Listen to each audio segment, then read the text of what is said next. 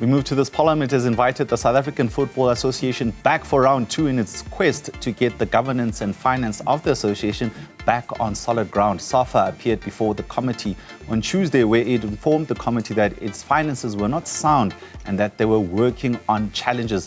The Portfolio Committee on Sports and Culture chairperson Joe McGluwa said that the serious issues that confronted the association necessitated that there be a follow-up meeting. To expand on this, we are joined by the chairperson on Sport Committee, Mr. Joe McGluwa. Joe, I think the best place to start is, what were the key takeouts on Tuesday's sit-in? Well, thank you so much, and thanks for having me. I think, it was very crucial and important for the Sports Arts and Portfolio Committee to meet with SAFA after we have heard, that they are in a troubled situation. There were quite a number of issues that has been discussed, and in terms of the equity currently stands at -7, and now lately it's a -14 million rand, and that to us as the Portfolio Committee is of great concern. Also, they have a bloated NEC, which we feel that they really can work on. But the reason why we asked them to come back is to come and to report on the progress that has been made, and also as to whether they have demonstrated a commitment to the sport in particular, and also to us as South Africans. Do you perhaps have dates? When will they be back in Parliament, and what are the requirements when they do come back? Well, most probably it will be late in this month or early in the month of July. But it is important for them to come back, because for us, we say Bafana can be successful on the pitch.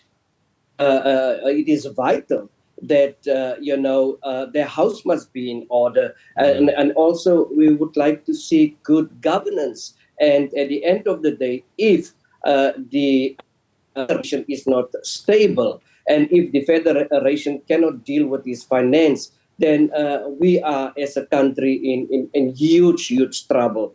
The serious issues that we have discussed, that the federation can't even pay their employees, and also serious issues that come up was the disparity in salaries. And if you compare the national coach of Bafana's salary worth 12 million a year, you'll find that Raymond Ndaka, who have just brought us a title of note, he is not even getting close to R1 million a year. So if they come back, and where we also failed, both parties on Tuesday, was to give that instruction to see that Bafana come back and give assurance as to whether there is bonuses that they have to pay for both the soccer players as well as the coaches. Even there are rumors currently that some of our coaches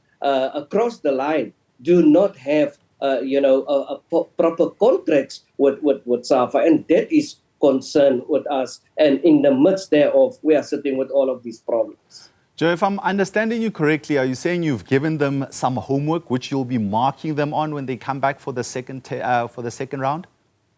Yes, of course. There were a marathon of questions asked by members of Parliament, and we've also asked them, please go have a look at the recording and go and touch on those issues. If you come back, come and tell us. It is Bafana that don't get a cent from broadcasting in this country compared to the other national teams, of other countries. They are getting sponsorship to the tune of 60% for broadcasting, and they must come back, because we were not satisfied at all as to whether they have something to show to us that this is what we have done. This is how we address the problems that we have. This is how we intend to save some money. Because just a year ago, it was SAFA was sit with a 315 million rand. Today, we can't say anything about those monies, and it is important for them to address these problems and also to come forward with resolutions to say, this is how we are going to solve this. Because SAFA, the mess that we are in, they must take full responsibility of this financial crisis. Joe, you've sat on some robust discussions with different federations, particularly SARU, on that equity deal that was supposed to happen, but we never saw them coming back. What makes this SAFA saga so unique? Well, SARU is coming back next week on the very same issue. We have followed, we say both SARU and a number of these entities, in particular Bafana, they belong to the country. It is ours, and we are taking these very, very serious. We also say, as the portfolio committee, we have a role to play.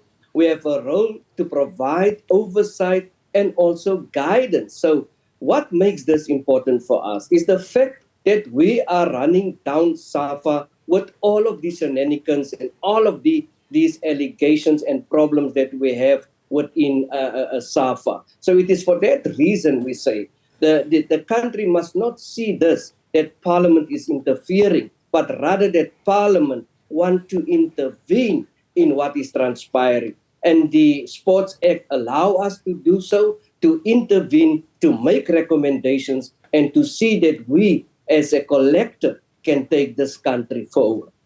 And that was actually my next question. I mean, FIFA is very big on not allowing governments to interfere in football matters. We've seen countries like Zimbabwe and Nigeria being banned.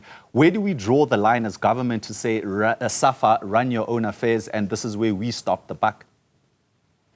Whether federations are being, financially assisted by Parliament or not, Parliament and members of Parliament are elected by South Africa. We have to protect our athletes. We have a duty to protect our soccer players. And yes, of course, we cannot interfere. We cannot interfere in elections. We cannot interfere in their congresses. We cannot at all interfere. But what we can do, because of the fact that SAFA, for instance, received a 6.7 million rand from the sports, arts and culture. Shocking. That 6.7 million rand is for development, is for programs. And just the other day, and we say, yes, it was perhaps a good thing to do that the minister assists them with a 5 million rand. And shocking more enough is that that 5 million rand will then be reduced. They will only receive a 1.7 million rand. So how can we, as Parliament, assist a federation of this nature that cannot step up to the plate and to bring to us the necessary trophies and the necessary medals to this country? We cannot pay or give money for an entity or federation to say, yeah, go pay salaries. That is uncalled for. They must become self-sustainable, and they must go out and ensure that they get the necessary sponsorship. And to date, it is not for us clear whether SAFA is capable in doing so.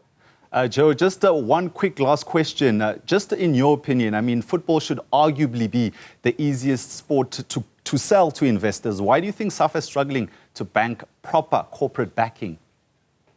It's because of all these shenanigans. We have a situation where the president of SAFA has been given a 10 million rand, and the president was paid this amount of money reportedly without the knowledge or approval of a national executive. So it is here where our problem starts. It actually undermines corporate governance, and it also raises serious concern when it comes to financial oversight of the organization within. And then you have issues of bullying, you have issues of gender issues, you have the issue where coaches are not being paid properly. And that is the reason why sponsors withdrew. But we also would like to make, as Parliament, a clarion call to sponsorship to come forward, because, Bafana and the under-20, Amajita and all of them, they are doing well for this country. We want to make that call to sponsorship to come to the front and sponsor us and make your name known, even make the amount of money known. We could not get information on various, companies that is sponsoring. Everything is just been hidden for us. But we are saying we are going to use the Access to Information Act to get answers from SAFA and to work together. We want to work together with SAFA. We are open. We are open, and we are saying that we would like to. We also understand that sometimes when these federations appears, it is for us about governance, and we may not always see eye to eye with some of them.